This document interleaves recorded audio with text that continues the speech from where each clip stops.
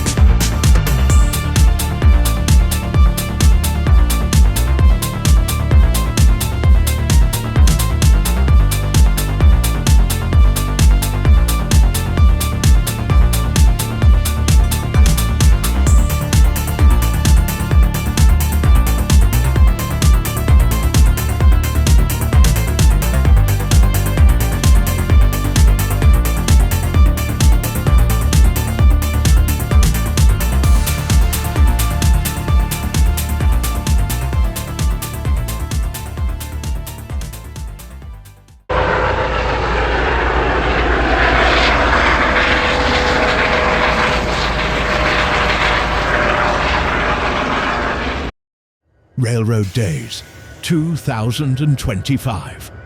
Carlisle, Ohio in Warren County. August 16th, 2025. The Carlisle Area Historical Society presents Carlisle's Railroad History at 1:30 p.m. inside Town Hall with special lecturers Bob Bowman and Tom Morrow. Oh dear, they have already started. Let us sneak in the back. Shh. This was considered Franklin Township. It was relatively large. I know where Sam named Barlow and Maxwell and Vanderveer and Du Bois and Lane and Skank and Denies and Powell. They rose all from New Jersey. That is, they had migrated here on land and were primarily farmers. And in 1813, they formed a church. That church congregation is literally across the street, New Jersey Presbyterian Church. They built a first building, a small cabin, 1815. They built a larger building in 1830s, and a larger one in 1860s was burned down 1920 to build the current building that's from 1920-21, the main part. There was an add-on, I want to say in the early 1960s, which is that's still was a Presbyterian church, and this was its watering. This was farmland, farmers that we worked from. Now, what happened was, to the west, there's not very much in transport, but to the east, the Big Miami River, not very far away. And at first, they would actually take crops and float them down the Great Miami to Cincinnati, and then down the Mississippi to the crops. Well, in 1825, literally 200 years ago, the Miami Area Canal was started. It went through Franklin and on the west side. And next slide, kind of reiterate, since there were no local markets, when they started making mills on the river, and they would grind it into flour and ship that. But when the 1815, the Franklin Bridge Company built a bridge, actually down, not where the current one is on 2nd Street, but a little lower. And that was the first bridge. But then they built in a larger toll bridge at the place which we call the Lions Bridge. That wasn't a route that would allow access to the Miami Area Canal. And that then stimulated, and there were mills built on the riverbank, one in Franklin, another one here in Carlisle.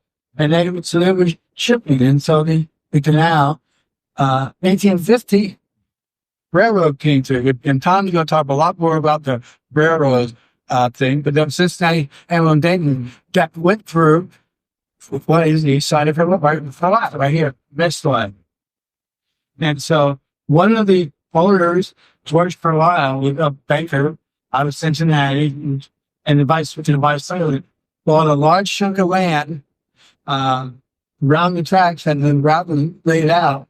And in 1856, he donated a piece of property that we're actually sitting on right now, right here.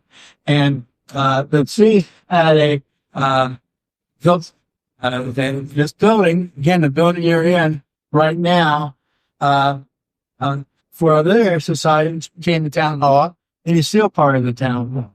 But his caveat was they should call this location originated on the Turkish settlement, from New Jersey, Carlisle Station. And so that's a picture of George. That's one of the station houses with Carlisle on it.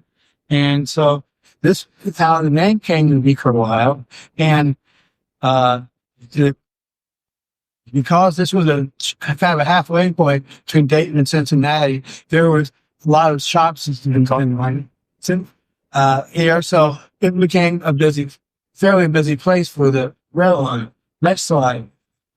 In fact, it was also a main connection point between Dayton and Cincinnati. And then on October the 3rd, 1868, the biggest event I know of ever happened in Carlisle was when there was a presidential election. Robert Skank, the rally held with Edwin Stanton was the feature speaker. He was Secretary of War under Lincoln, very active politically. Skank had been born in Franklin, Ohio, across the river. I'm sure that another man. He was elected to Congress, was a brigadier general in the Civil War, got wounded and was promoted in Major General, got reelected to Congress. But there was a very competitive election in 1868 where Blandingham, who was running as a Democrat, was a very controversial figure, but had a lot of popularity in this part of the mile. And they needed a rally. So next slide. This is a congressional district, 3rd Congressional District, 1968. You'll see it with the all enclosed in red. This 3rd. And it's county seats, Eaton, Dayton, London, and Hamilton for the 4 counties seats. Right in the center, right next to this, that's Carlisle. And it's on the only rail line that connects between Dayton and Cincinnati. So it was decided to travel by rail to Carlisle and hold a big ride, as I sent out for this line. So again, you see the Cincinnati Hamilton Dayton Railroad Station. What there was on the west side of Franklin. There's point out with the little there where Skank had been born in 1809. That's the layout. And across the road is the one bridge that then takes you to this land about half a mile from river on Franklin's side and about a mile down. So it's takes you. So this is the big open field. Actually became later on a park and a racetrack and a bunch of other things in Franklin. But it was connected at that time only via Carlisle by rail. The railroad, the near central, the big four, we're going to come later than that, a decade or so later. Now that's along Lower Carlisle Road today, Yeah. right? Yes. Lower Carlisle Road. That's exactly right. You go down there, you can kind of see it. Right now it's all fields. Let's turn into fields. Okay, next slide. So again, this is that 1891 map. After the thing, that's where the circle shows where the racetrack was, and harness racing, and the park, Franklin Park was. It was just outside of Franklin boundary, just outside of a while, but in Franklin Township. But this is where the event took place, and the reports were next to something on the newspapers. Next slide. The Republicans paper were publishing numbers, like just to show a few. There were 20 to 60,000 people in attendance. That's a whole bunch of folks even these days. But they come by horse and wagon and buggy. And if you do the math, how many people live in all 4 counties? There's hardly 100,000. So, it's like everybody in their neighborhood went up to this. Now, the Democratic people won. There were 2,000 or 3,000 people here. whatever it was, there was a big crowd. There was a lot of coverage about the speeches, but it took place that day. Skank and Stanton got back on the railroad and went away. People all went home. But on that day, the happiest place in Ohio had to be just outside of Carlisle. Next slide. And so, when the votes were counted in the election on October 21st, Skank won 50.7% of the 49. And it was the second closest election that year. And it did. There were a total of 33,000 votes cast in the whole district. You know, I say there's 20 or 30,000 people here. That's, you know, it's a little stretch. But presumably, holding this rally helped Stanton, but Stanton did help Stanton get reelected.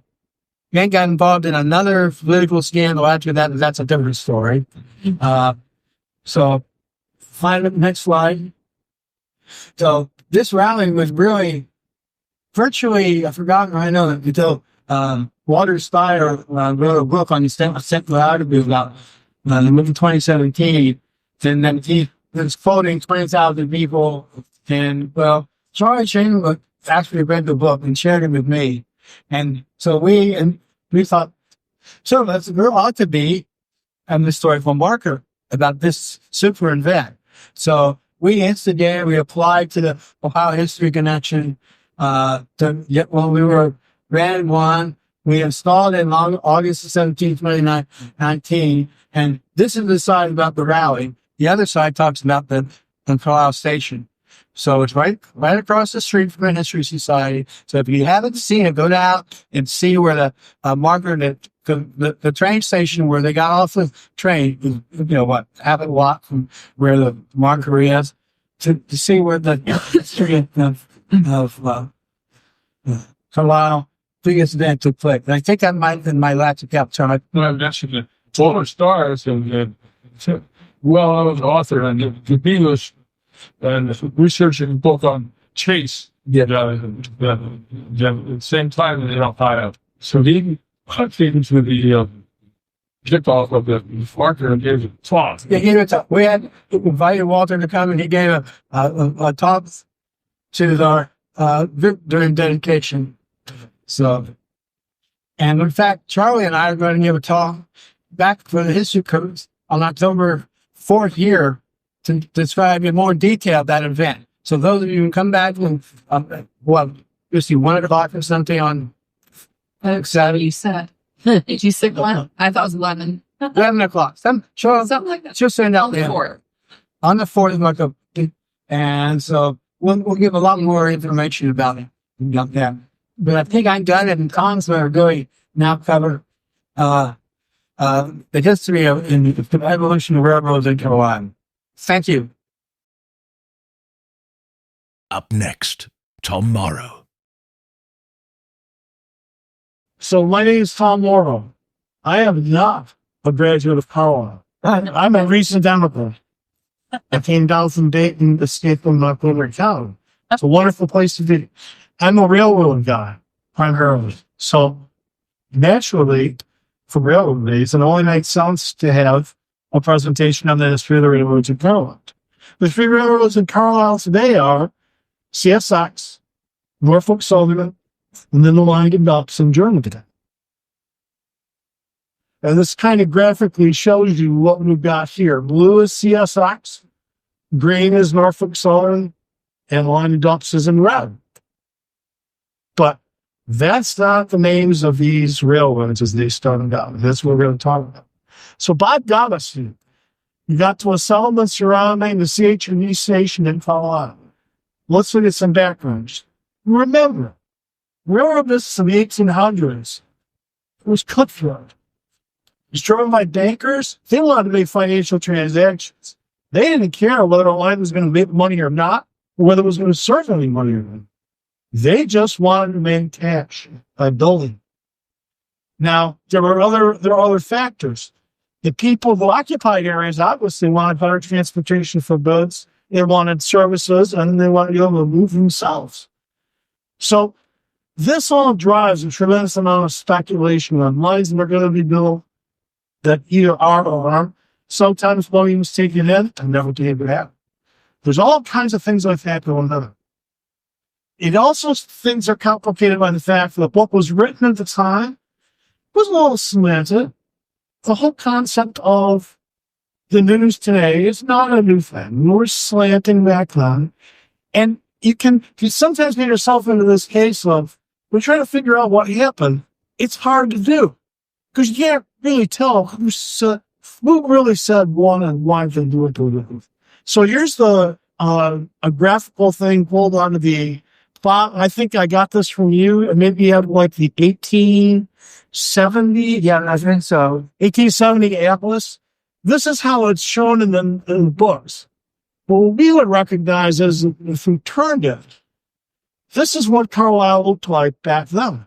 Central Avenue is still there. Park Drive is still there. Ferry Drive is still there. And as Bob alluded, the original depot was down where Roland Park Drive and the road kind of curves a little bit for railroad. That's what depot was. Down that terminal, you see. So in a lot of cases, Carlisle's a little town. There's quite a few older homes than we see.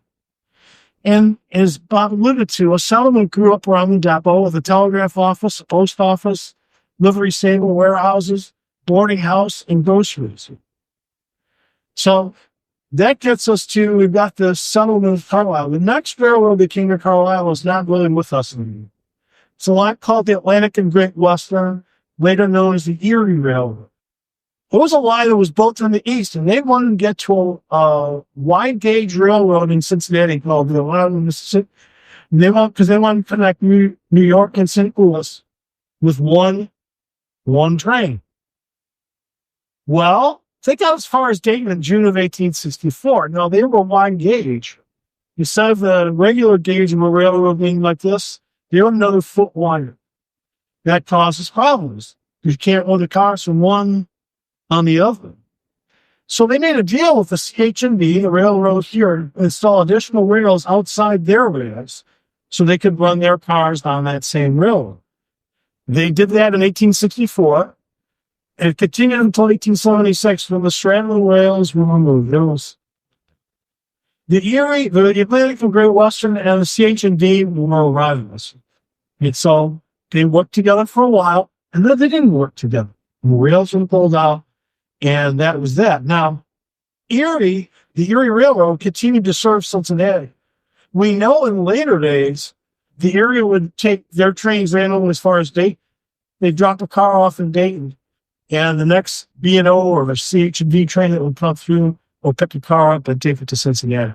But we really and truly don't know when that would finish. Third railroad in the Carlisle was one called the Cincinnati, Jackson, and Mackinac. The line had been envisioned to run from Cincinnati to the western end of Ohio in the 1880s. The scheme was, as I said, it's cutthroat, multiple schemes. They were going to build from Carlisle to Dodson in 1881. That didn't come up. They killed with a different name in 1883. That didn't come up. 1884, they renamed themselves again, and they never built. In 1886, they finally changed their name to Cincinnati, Jackson, and Mackinac, and they built the line. And this provided direct access to Cincinnati from western Ohio versus having to go through Toledo and Dayton. This is a foot stopper. Remember this. It becomes important later, almost 100 years ago.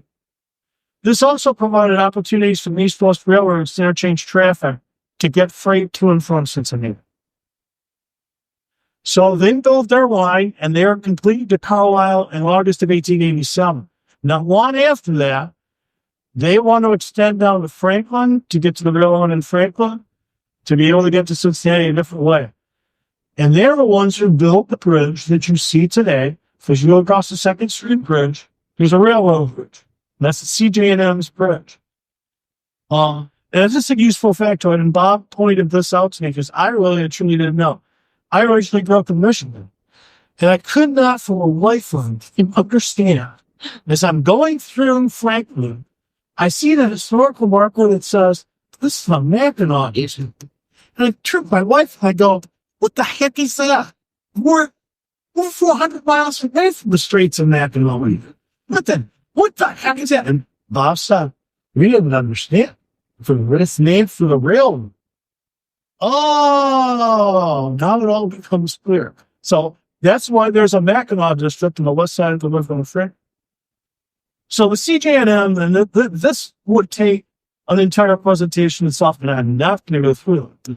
They wanted to also get to Cincinnati on their own tracks. This year, they had to operate on the CH&D or the Big Four, which they didn't want to do. They wanted on their own. They wanted to get to the western end. They got to the western end of downtown Cincinnati, but they wanted to be on the east side. I'm not exactly sure though. But it caused 10 years worth of arguing back and forth for how was the CJNM going to get its way over to the east side. And eventually they got there, but just not the way and the method that they wanted, and not with them owning. So the fourth railroad in Carlisle was what was called the Big Four.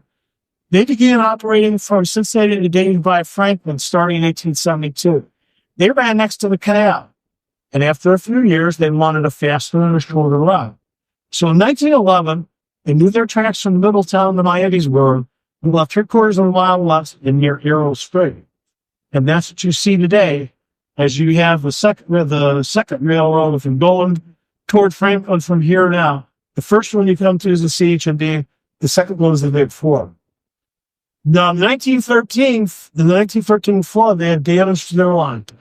As a result, it forced them to put temporary track on their old right-of-way down by the canal until they could rebuild the line pits in the 1815s.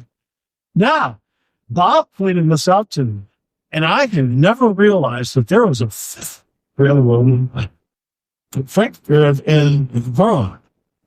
It was in Chicago. Technically, it's a railroad. Not much of a railroad, but it's a railroad. I don't know if I realize, but I know where my daughter's from one time. Do it. They had a postcard, they had an advertising in Chautauqua, picture of that train. My brother and I were in the picture. Nice. Nice. Don't you get relatives? So, let's get into the names. In the 1800s, early 1900s, the railroad histories are complicated by name changes. In the case of the railroad that has the most service here to right now, CSX, it started out as the CH&D. It became the B&O in 1917. That in turn became part of the Chester system in 1973, and Chester became CSX in 1980. CJ&M, you can see my t-shirt. It had a lot of name changes at the start. And its final point, it became the Cincinnati Northern. Now, a complicating factor here is there were 3 Cincinnati Northerns, of which this is one of them. So it's when one refers to it in the railroad world as the Cincinnati Northern, you might get a question of which one. Well, in this particular case, the line was bought by the Big Four in 1901, and they left the name alone, just continued to call it the Cincinnati Northern until 1930 when it became part of the New York Century. And here's the Big Four. Now, why did they call it the Big Four? Well, 2 reasons. The original line was originally the Cleveland, Columbus, Cincinnati, and Indianapolis. 4 big cities, they called it the Big Four. It turned into the Cleveland, Cincinnati, Chicago, and St. Louis in 1889. New York Central bought it in 1906. Marketing is always a big thing. It always has been a big thing. And they let this line retain its previous name because everybody knew it as the Big Four. And so that's what it was known as. But by 1930, they started calling it the New York Central. In 68, it becomes Penn Central. In 76, it becomes Conrail. And in 97, it becomes what it is today, Norfolk Southern. So why are we doing all this? Well, I kind of touched on it before, moving people and moving goods. But we can thank these railroads that are here for all the industries that came to this region between Cincinnati, Hamilton, Middletown, Miamisburg, and on Dayton. Because available rail transportation along with water transportation was really important. Now, as manufacturing in these areas has moved out, traffic on the railroads has gone down a bit. They changed some of the lines, what connects the dots. But with shipping containers now, the railroads are carrying a lot more goods, most oversized and heavy cargo along with cars. For Carlisle, way back in the day, it was primarily farm products and not so much nowadays. I don't know. Other than the Norfolk Southern and Franklin, I don't know that you can get anything delivered by a railroad here anymore. They've taken out all the other tracks. So here's the layout of the original tracks on the northern end where the CJ&M crossed the CH&D. If you look here, and I'm sorry that this is a real tiny type, the two railroads crossed. There's this curved track that comes off the CH&D to the CJ&M. That's still with us today. That's down there on Park Drive. The depot was here at the north of the two corners, north of the diamond. There was also a tower across the diamond called CR Tower. And it's not shown here. It controlled the CJ&M across the CH&D. Now, this is just a fun illustration. This is a 1903 map. When you look at the map here, these guys took the depot in the wrong place. It's supposed to be up here, but it's not. It's clearly here. So what it says is, just because you see something in print, it doesn't necessarily mean that it's true. Now, here goes the B&O Carlisle station. This would be looking toward the north. All right. We've seen this photo. This photo is for sale across the street at this Historical Society. And this is where the CJ&M crossed the CH&D. You are standing on Beekman Road in the cross, and you're looking toward the. This is what you would have seen from about 1890 to probably sometime in the early 60s. This is what it looked like, right? And these are also the folks. It's a unique photo that we have in the Historical Society. We have names of some of the folks that are in this photo, which is really kind of cool. It's marvelous. Now, I put this in I gave this presentation to some railroad folks in the Carlisle area. And I thought this was kind of cool. If you take a look at the right-hand photo that's labeled Glendale, Ohio, this is a depot in Glendale. If you look at the tracks, you go, wow, there's like 2 tracks here and 2 tracks there. Why are there so many tracks? That was from back when the wide gauge was running. So this photo was taken prior to 1876. What is cool here is, if you look at the ties, I zoomed in the other photo, you can kind of see where the ties are discolored, where the second rail used to be. So that was kind of cool. But yeah, there used to be extra rails that ran through. Here's Carlisle Tower. If you could zoom in, and I'm sorry I didn't, this says CR right here. The name of the tower is CR Tower. And that's a 51 Chevy. We knew the B&O stopped running steam at about 56 in this area. So this photo had to be taken sometime between 51 and 56. So I'll just kind of graphically go through what changed from what. So here's the railroads as they would have existed in around 1803. CH&D coming down up here, Carlisle is right here. Right here. The Big Four is running along the canal, and then the CJ&M comes down on an angle into Frank.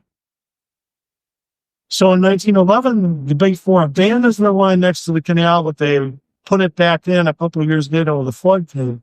Instead, building this arrow straight line, what we've got here, that goes from Morrow as an arrow between Miamisburg and Livingston.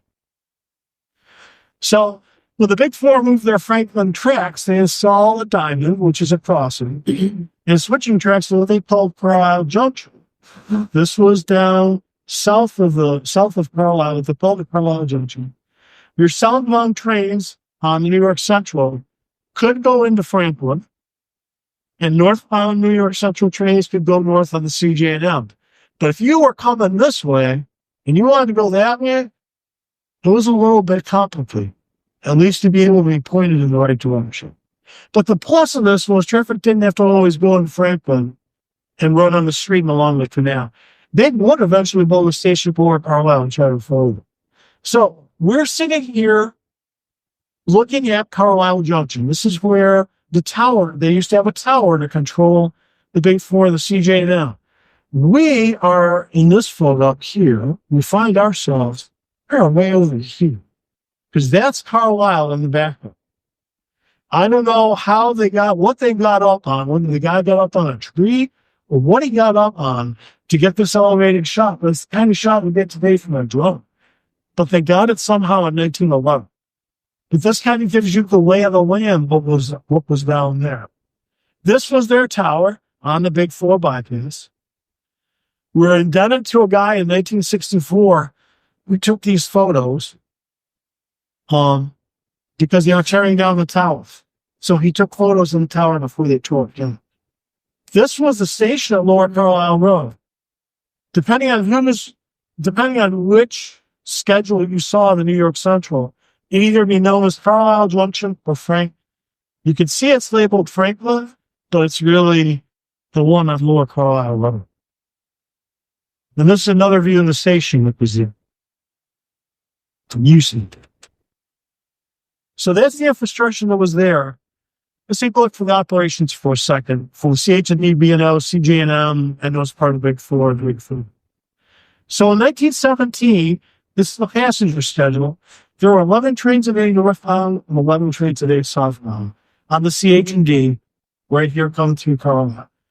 Some of these were flag, were what they call flagstones, where if you wanted the train to stop, there was a flag that you had to set to tell the engineer to slow the train down. So there's about a 30-minute ride to date. So that's the CH&D. Now, there's a guy we have in our group who was going to give a presentation here and had this really cool map. This is a 1917 map of the CH&D. One of the things they show on the map are various and sundry things, like where there are lines, where can you get water, stuff like that. Let's zoom in a little closer. So Carlisle is about halfway to Hamilton. All right. Now, they used to have a stop at Twin Creek, believe it or not, where the railroad crosses. Twin Creek there stop. And Doug Mueller is the guy who wanted this out. He said, because there's a W on here, there was a water sewer. So if you have trains that would stop there, because the creek was right there, you need a place to get water, because it's a sand tune. He says, you go, because he was an engineer on CSX, he said, you go through there today, when all the vegetation is down, it's the wintertime, he says, you can still see the foundation for whatever they had in it. And that would have been over 100 years ago. So by 1942, we're down to 6 trains a day northbound, and the area is long gone. You have about the same service in 1952. Again, we have flag stops. You can get to Dayton a little bit faster. It's about 20 minutes in Dayton from here on the train. Now, step to the CJ&M. The green line here that you see on this chart, this is where the CJ&M is. All right? And then, obviously, it was, let's avoid having to go through Dayton and all this other stuff here because we want to get to the west. And they also wanted a north-south connection to Michigan. But their problem was the railroad went through some really sparsely populated territory, even today. No large industrial centers, and really not that much traffic wanted to avoid Dayton. They didn't know about that in 1887. They thought they were going to be able to generate traffic. Well, by 1919, they have 2 trains a day to Carlisle. That's it. Right? When we step ourselves ahead, well, we're going to take a look then at Big Four. Now, Big Four has got 9 trains a day, 9 passenger trains a day in each direction, and 3 of them stop. There were also local trains that went to Middletown and Cincinnati. They follow along the canal. So there's really pretty good service. By 32, there's a stop where the Cincinnati Northern crosses the bypass, I guess, called Carlisle Junction. They have 10 trains a day, so service is still pretty good. And 4 divert into Frank. So the point I want to make here is, even though I'm a train fan, I'll realize passenger train travel started to decline before World War II. You hear people talk today like it's something that's within even the people in this room's lifetimes. And the reality is, it was more convenient to drive by car even back then.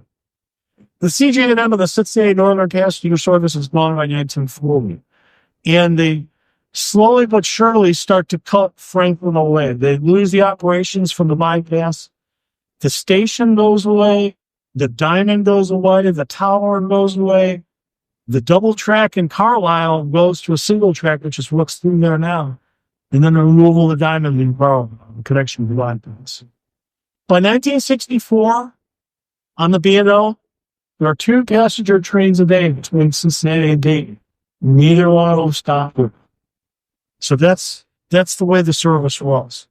Big 4, by 52, no more stops in Franklin. Just didn't have them. They're on the schedule.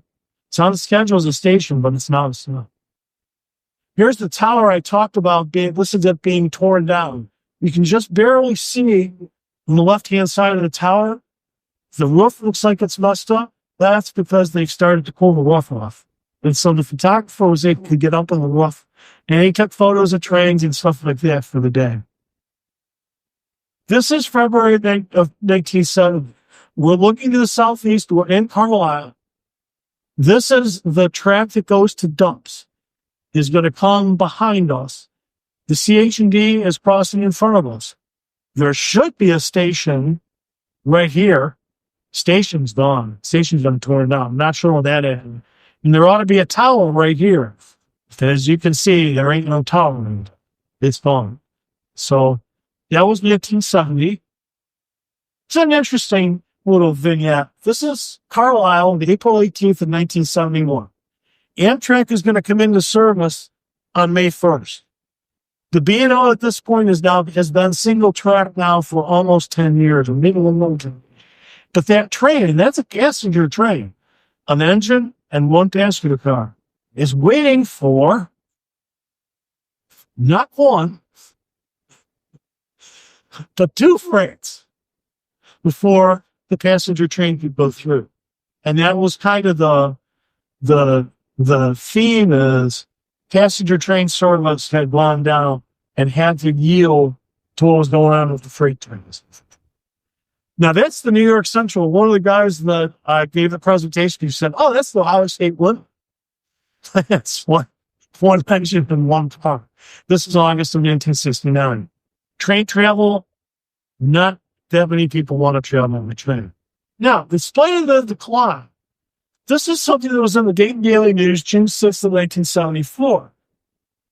At that point in time, Penn Central, which owned the line on the CJ&M, they upgraded all the tracks that go up to dumps and then way further on with new track because they thought it had a future.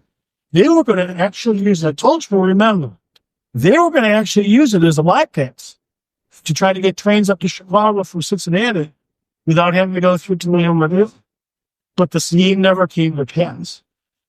Now, what's important is this is a shot in February of 1978.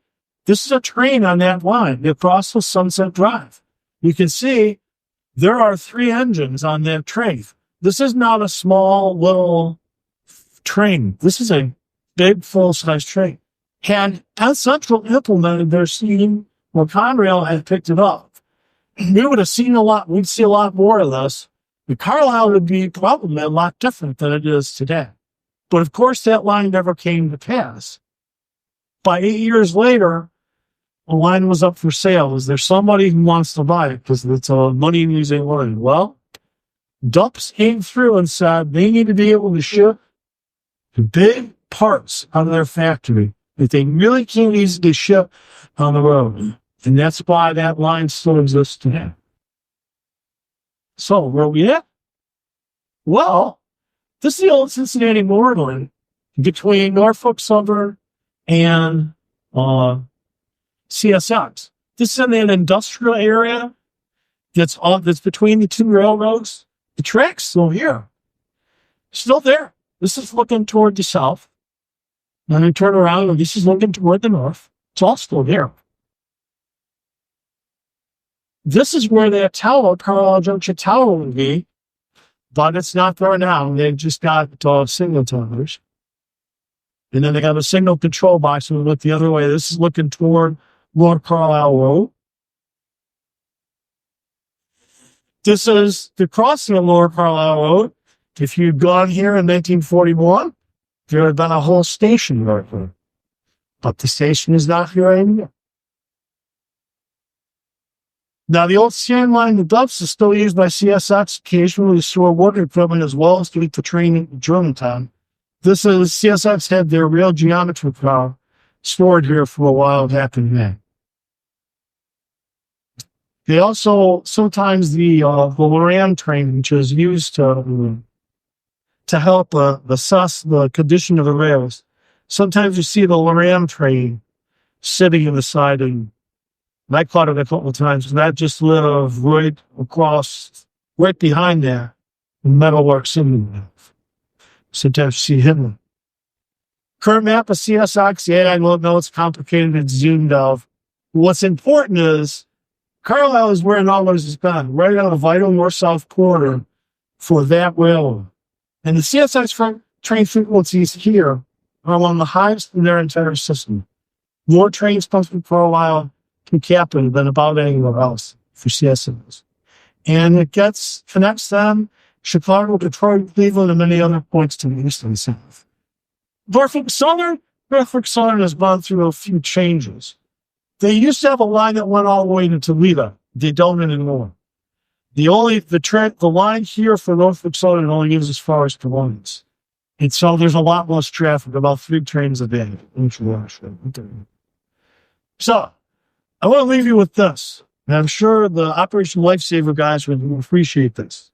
If you ever see a crossing blocked by a vehicle, a car stuck across the railroad tracks, don't call the cops. The cops can't help you. What you have to do is you have to see that blue sign there. You call the number on that sign. They will ask for this information. Those are the people who control the trains. They'll stop the train. So you may think, call the cops. The answer is, well, the cops may be able to get the car and the people out of the train or the stuck car. But if you want the train to stop, that's how you got to do it. And with that, that's all I got.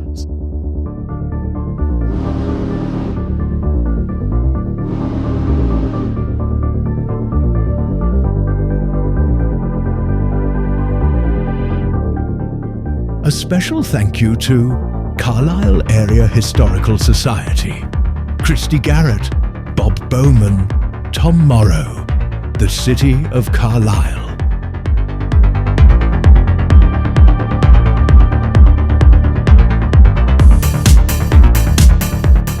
Please be sure to visit the Carlisle Area Historical Society's Facebook page, as well as the Facebook page for Carlisle Railroad Days, to see the parade, food trucks and vendors, and many events on the live stream.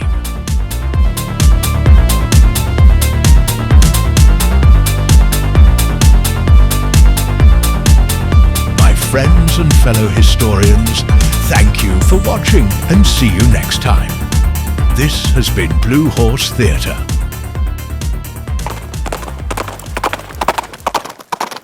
Blue Horse Theatre 2025.